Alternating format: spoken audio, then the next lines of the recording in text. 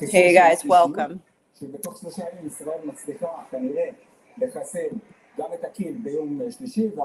I'll wait till a few people get on at all.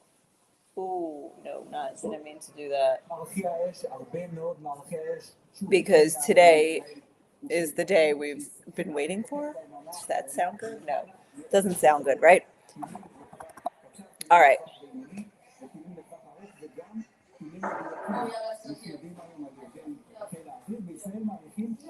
It's getting crazy here. Okay, well, if you're anywhere near the news or a cell phone, even a smartphone that has news on it, you will have realized that pretty much it looks to be official, although it's not like either side actually went out and said we officially declare war, but there have been many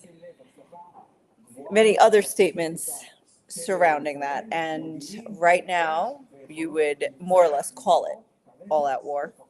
What's happening between Israel and Hezbollah, which is a terror group based in southern Lebanon, an Iranian proxy, probably the largest non-state militia, at least 20,000 fighters, 150,000 rockets in its arsenal. But today was the day that it really took off in terms of, okay, for the past 11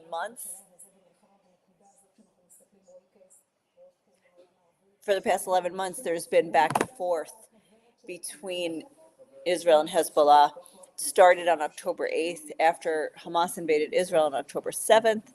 Hezbollah said, well, of course we're going to come to the aids of our brothers Hamas. So they started firing rockets at Israel. And I don't actually remember what Israel's response was back then, because most people, myself included, we were focused on the South. So in any case, it's been going on. And in fact, Hezbollah has fired more than 8,000 rockets today excluded, last couple of days excluded, up until August or through the end of August, more than 8,000 rockets, missiles, drones at Israel.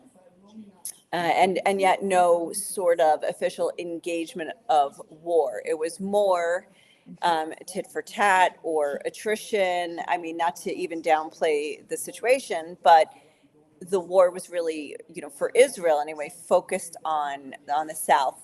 Okay, Jennifer says that she still refuses to watch the news, but she will watch me. But I know that, knowing my friend Jennifer, she will probably just kind of phase out of this conversation very soon.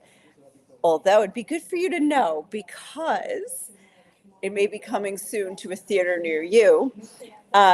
So anyway, so this had been going on. And then, as you probably know, there was last week the beeper incident that on Tuesday at around 3:30 in the afternoon, suddenly beepers, pagers all across Lebanon and some in Syria exploded in the hands of the people that were carrying them simultaneously and with a huge amount of damage. I think that the total deaths, they're not as dramatic as the numbers of beepers. I mean, I think there were maybe there were 4,000 people, 3,000 to 4,000 people injured in the end. And I actually I have never even ascertained the number of beepers that were actually went off, but it was a huge number. And so these things went off in the hands of the users, and it was Hezbollah operatives that had these pagers. And it's so interesting because the irony was that they were told by their leaders to use something low tech, to not use a cell phone, a smartphone, which is trackable by GPS and everything, use this low tech thing. And so they had these pagers. I mean, do you remember pagers? I remember when only doctors had pagers, and now apparently only terrorists have pagers. But this was just this crazy operation. I don't know if it's been fully proved out. There were theories floated in the media about how they were tampered with along the way from, ordered from Taiwan, delivered through Hungary, somehow tampered with, 2 ounces of explosive powder inside. But still, how do you charge that? I don't know. Anyway, we didn't really have time to figure that out because the next day, just a little bit more than 24 hours later, walkie-talkies that are also, I know, apparently used by your children and by Hezbollah operatives also exploded. Now those things are bigger. They could carry more explosives. And I don't actually know how you know to target those. I mean, of course, this was all, obviously this was a very high level intelligence operation that has been attributed to Israel by, of course, the parties who were affected, like Hezbollah, Iran.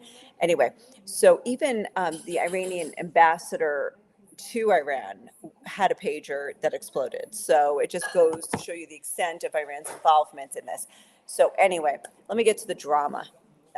Since then, Israel, it looked like, and it's interesting because I heard an analyst say, well, this would be the time for Israel. It was an Israeli analyst who said would be the time for Israel to just continue. You've disabled them, so to speak, in, more ways than one. So now it's time to go for it. What you're seeing, by the way, on the TV is an explosion in maybe Beirut, but definitely in Lebanon. And so use the opportunity when their communications and possibly their physical abilities are down to attack. And sure enough, that is what Israel did. It was kind of like, a couple targets here and there, maybe dozens on Thursday and Friday. And then Friday afternoon, in the afternoon, there was a targeted strike on a building in Beirut. It was like the, kind of missile that just went directly into the building. And it turns out that there were several, including like one of the highest commanders in the Radwan special unit. It's the elite of Hezbollah that apparently had been planning a ground invasion of Israel a la October 7th. And they were going to invade and conquer the Galilee in northern Israel.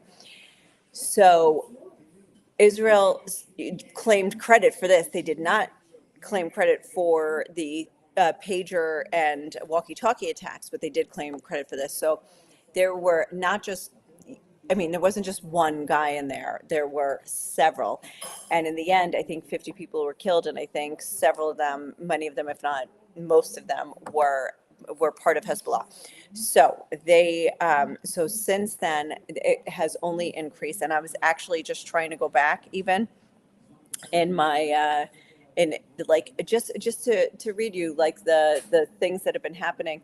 And so so nothing happened right away. Friday was quiet. Saturday was quiet. And then, Israel was bracing for the retaliation, but also, so Israelis were bracing for retaliation, but the Israeli Air Force was not letting up and continued all day long. And then overnight, Saturday night, Sunday morning, were 3 rounds of huge rocket attacks. And nobody was killed. And only one landed, I think, that wasn't intercepted, or that didn't land in an open field. It hit a house, but nobody was injured. And then kind of it got quiet again yesterday. But Israel kept attacking, and Israel even kept announcing that we are targeting launchers. We targeted dozens of launchers. We targeted weapons depots. Here is the remarks of yesterday when the chief of staff of the army said that they took credit for killing the senior commander of the Radwan force, Ibrahim Akil. And he said this was a very important capability in the Hezbollah terrorist organization. They said for years the commanders have been making plans to conquer the Galilee, and they are responsible for the murder of many Israeli civilians as well. By the way, this Ibrahim Akil was also involved with the bombing of the U.S. Embassy in Beirut. I think it was in 1983. Is that possible? Anyway, that's technically, I don't know. I might be getting that wrong. But somehow involved, the U.S. had a bounty on his head. So so it's since the beginning. This is the IDF statement. This is what they announced, that the IDF targeted Hezbollah systematically day after day. For months, we have been weakening the capabilities that Hezbollah has built up. So, and they've killed 600. And also, by the way, Hezbollah also puts out, every time an operative is killed in their ranks, they put out a picture of him, announcing his death. So this is actually like not disputed numbers, as opposed to like with Hamas, there are disputed numbers and casualties and stuff like that. So, so anyway, just tonight they said, Israel said that somebody in the cabinet or in the army had said that that Hezbollah has been sent back 20 years in its capability. We were actually all waiting to understand what they were capable of. Now, knowing if you have an arsenal of 150,000 rockets, that they're obviously, if you shooting 8,000, it's just kind of like you lost a dime or something. Like there's not really a significant amount. Like you still have a lot, and you still can do a lot. But if you have no communication, and if you have many disabled suddenly or hospitalized operatives in your ranks, then what are you going to do with them? So anyway, so that was another. So that's what Israel claims. Now, I haven't heard what Hezbollah claims actually is their capability or what they plan to do. But today, the attacks on Israel continued, and the rockets, it was like quiet most of the day. And so you thought, like, based on the end of yesterday and the beginning of today, that, okay, maybe they don't have capabilities and maybe it is over. And then this afternoon, sirens picked up all over the country, and not only in the usual places, but they are blanketing. They're widening their range of missiles. So they have reached Haifa. They've, in fact, in Haifa, school is canceled. Kids are learning online. And anyway, from Haifa north, if you look at the map, like all of Haifa north, there's no going to school. You can only go to work if you have a shelter, like within a couple of seconds of wherever you are. And meanwhile, Israel is continuing. What you see there is happening in Lebanon, not happening in Israel. The rockets, most of the rockets coming into Israel, and there have been hundreds, they get shot down by the Iron Dome. Not all of them, but most of them. But in Lebanon, it's the Israeli Air Force. Apparently, they're using also missiles that can be released from a distance, so that the plane isn't necessarily flying over enemy territory.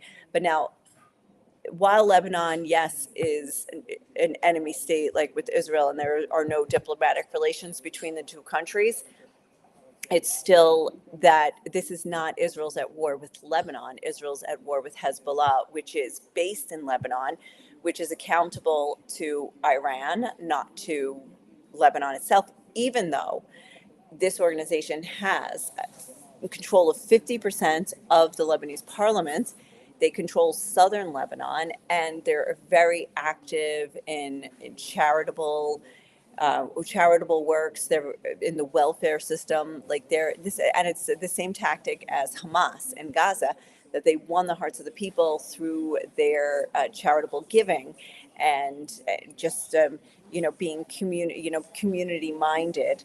And so today, Israel, without necessarily declaring war, what they did say, here was a quote from today where they said that here we are exposing Hezbollah's method of hiding a cruise missile inside a home. The terrorists create a designated opening for the missile launch. Here you can see how we identify the terrorists. I saw this video.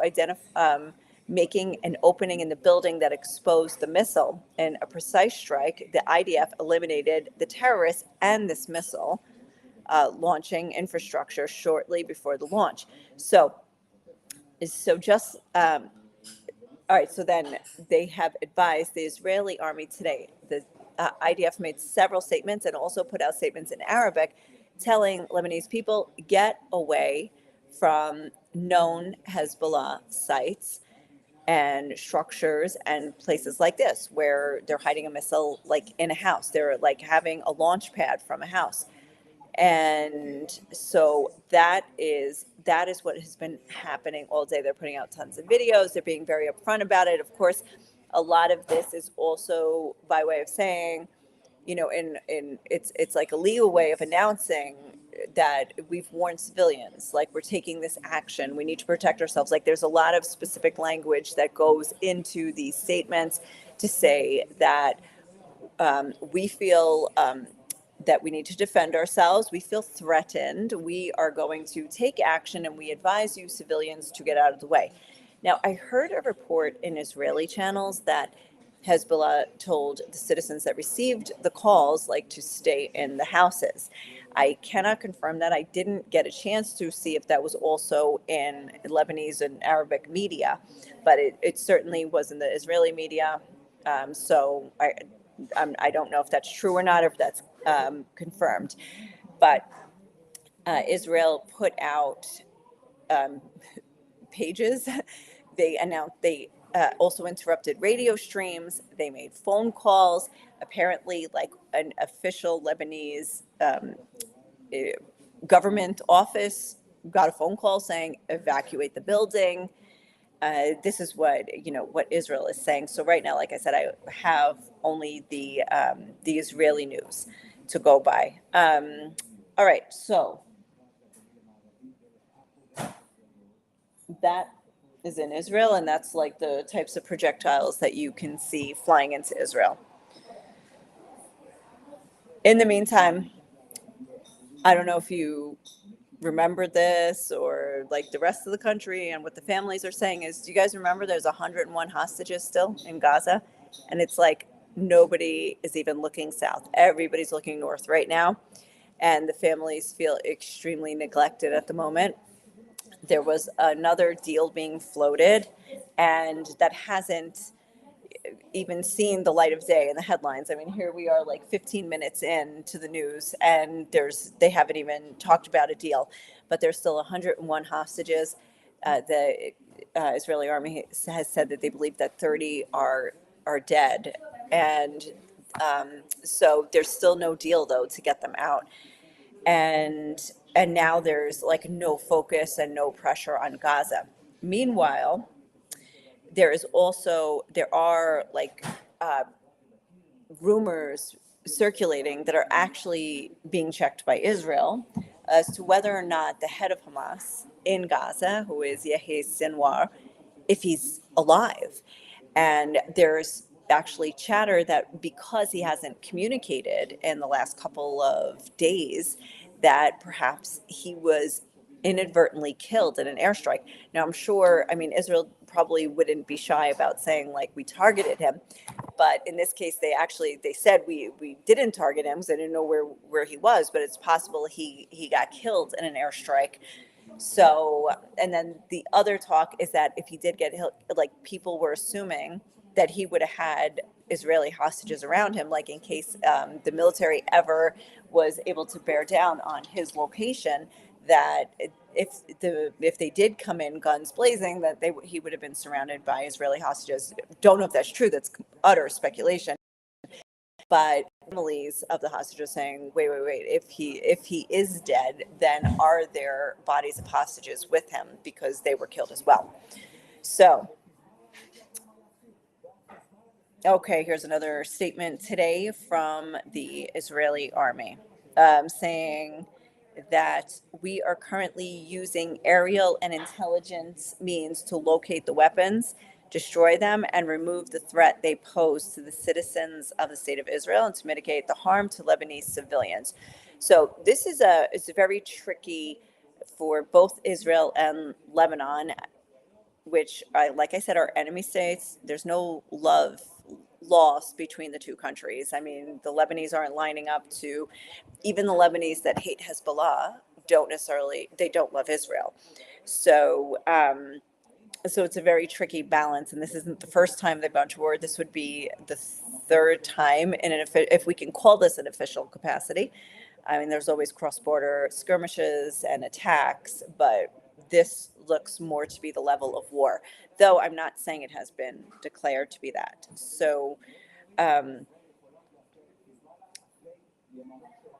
catching up on the sirens.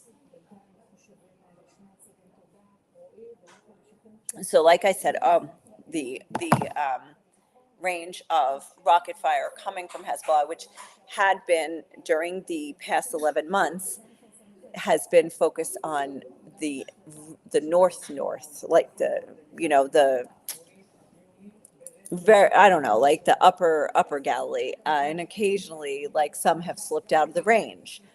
They've only evacuated, I think, about 4 miles from the border, and the brunt of the rockets are going into the evacuated places.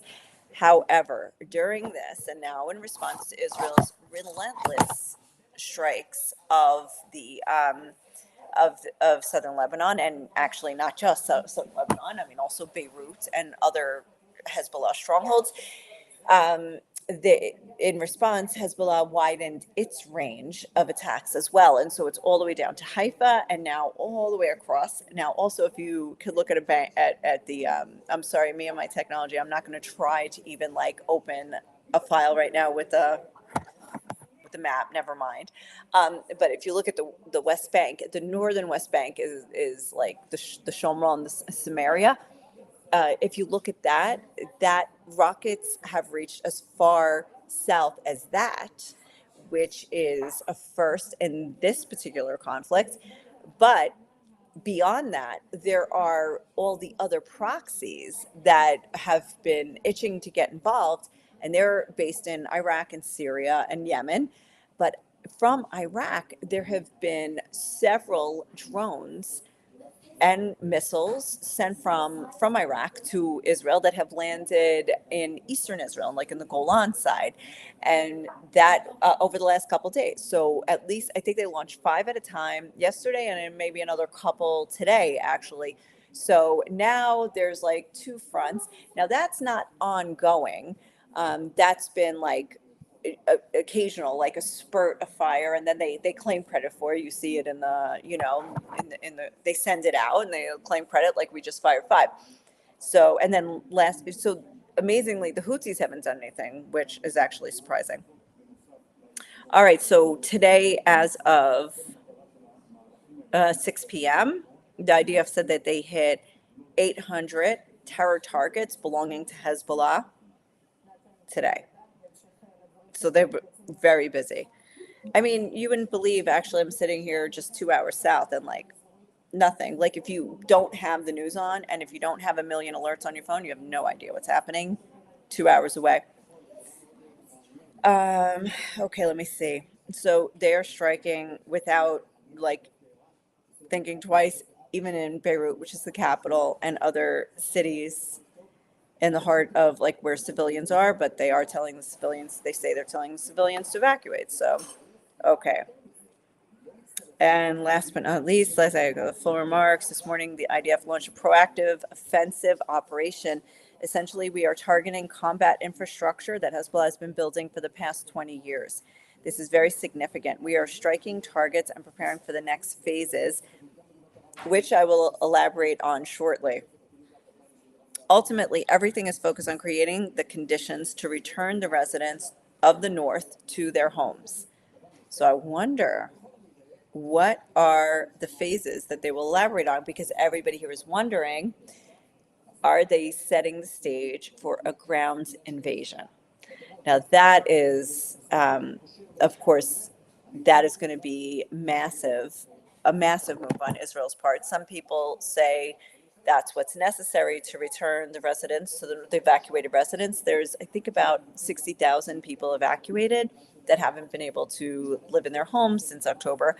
and that's just for the north. And then the south, there's like also maybe 100,000.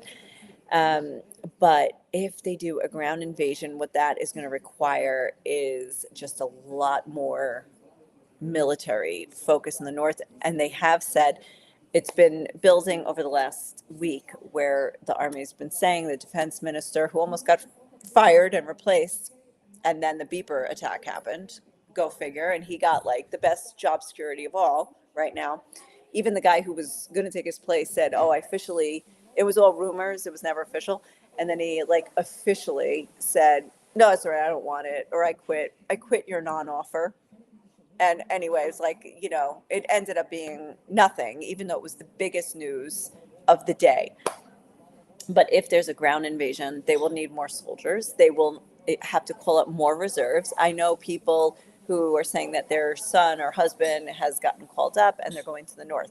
And before, it was always like, got called up, they went to the south. And when I was up north on Thursday last week, you saw flatbeds of tanks going north, and like other military vehicles, and like hauling equipment that I can't imagine what the equipment was, whether it was like a bomb shelter kind of a thing, or like, I have no idea. Like, I have no idea. Anyway, just all this stuff was going north. It was Army vehicles.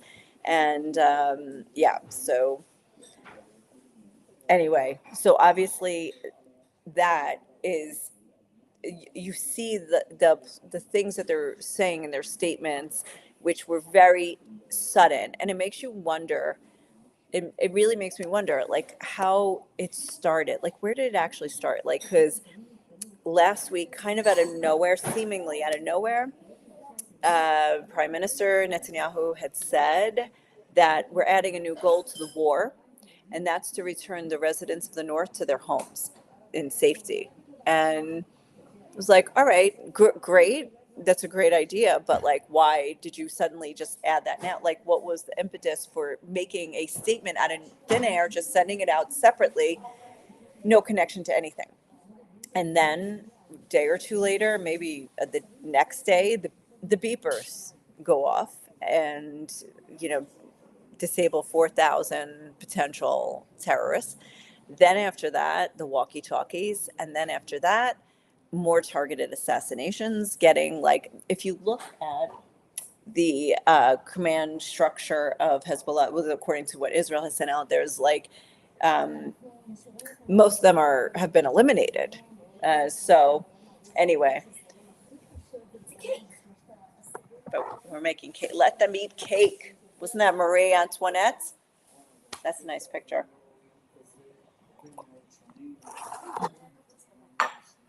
Okay. Let me see if we got anything on 12. Probably a commercial. Ooh, no. Okay. All right. Well, we're at the highest level of attacks both there and here since the last Lebanon war, 2006. Let's see if there's anything else. Raya, is there anything else? Yeah. What? The TV show's waiting for us.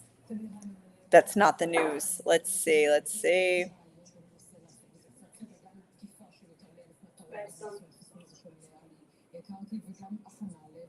Yep, everything's escalating. Everything's like strengthening, and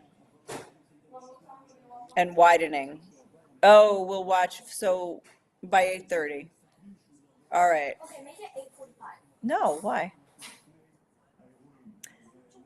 Anyway, if anybody has any questions, feel free to ask. I mean, I don't know. What do you guys think of this? Like, I always wonder if it dies down again tomorrow or if it escalates to something else. What do you guys think? I mean, we're just following events as they happen. I'm not really sure.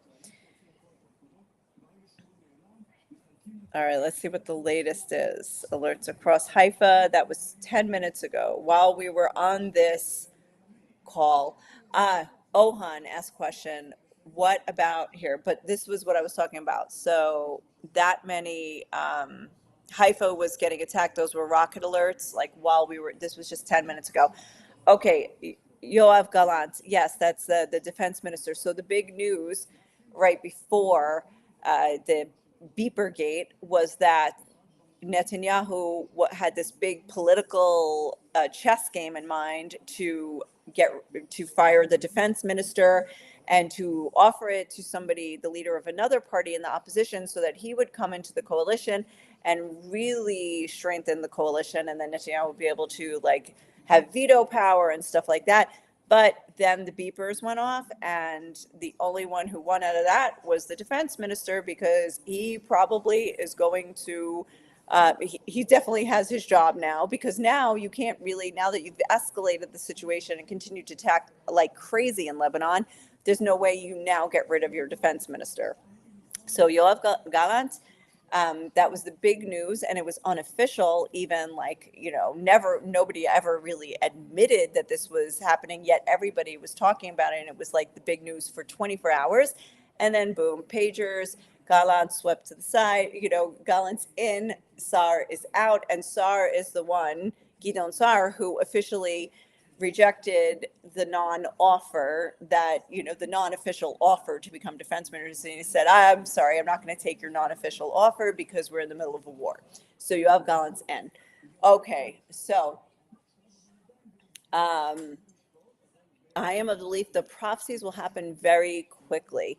So that's interesting. I mean, is this that? Is this that time? And then it rapture, not rapture? I mean, there's so many different opinions on this end times, pre, mid, post, no rapture. I don't know. And I have no idea. And then again, is this it? Like, or should it be more than this? I don't know. I mean, everything looked like it was getting under control. Okay, and we're looking at right now whether or not the number 3 in Hezbollah was just eliminated today in a targeted assassination. Ali Karaki. That's another thing we're checking out. So I don't know. Okay. Is this it? I don't know. If you follow, there are some people that you could follow that are building this up like the end of the world, but I'm not so sure at the moment. I mean, I don't know. This could all like go to bed tomorrow. All right, let's see.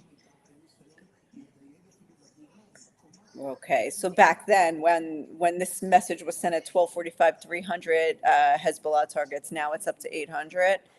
Okay, I don't know. So for now, except for the rocket attack 10 minutes ago, that's about 2 hours north of here, there's now nothing. Now it's quiet, it looks like. They're repeating, when they start repeating the same footage ad infinitum, you know that things have died down.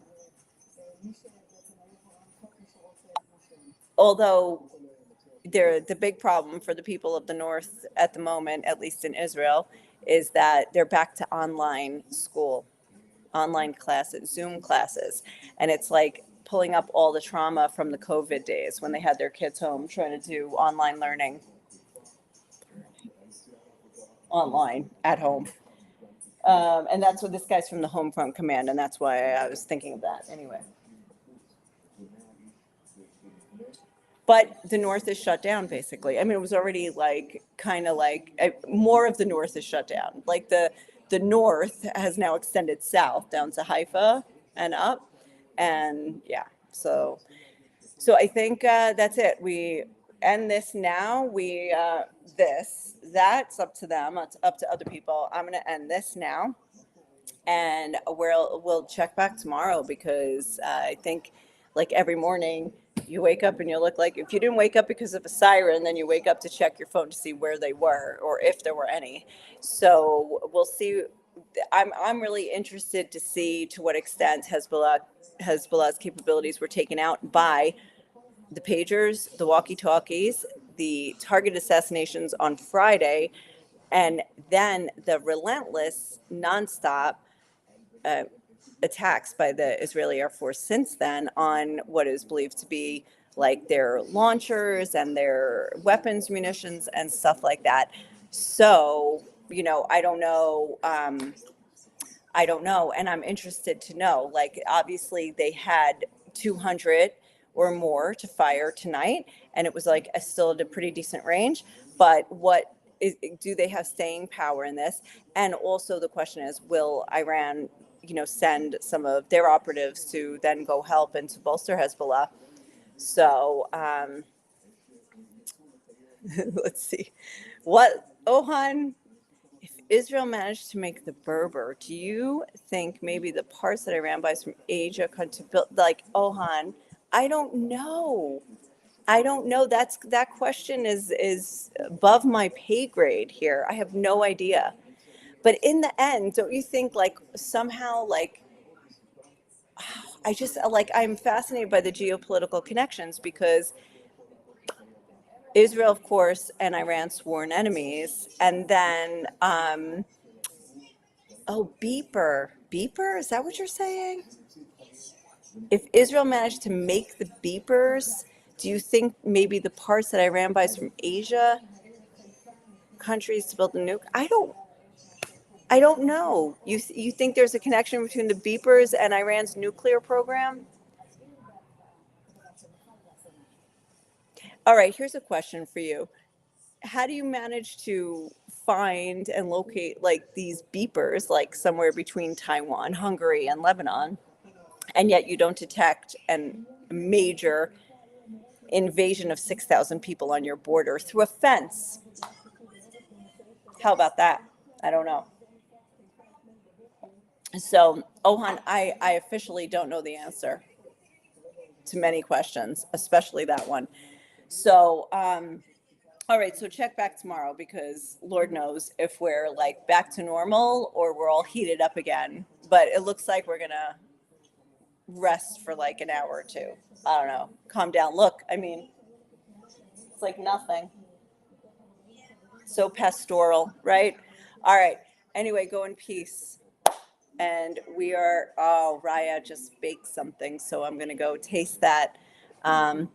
Oh yeah, maybe the part. All right, so Ohan clarifies maybe the parts that Iran buys from Asia might be bugged. Yes, I mean, look, if we saw this Hollywood with the pagers, imagine. I mean, that Ismail Haniyeh, the head of Hamas, was assassinated in Tehran. Nobody claimed credit for that, but everybody blamed Israel. I mean, that is up there with the beepers, right? So yeah, I mean, but then how do you do that and not this? I don't know, this border. Crazy. All right, we're gonna carry on here with our night, and thank you for tuning in. And yeah, check back, because it'll be interesting to hear which way this goes by tomorrow. But anyway, good night. Ciao.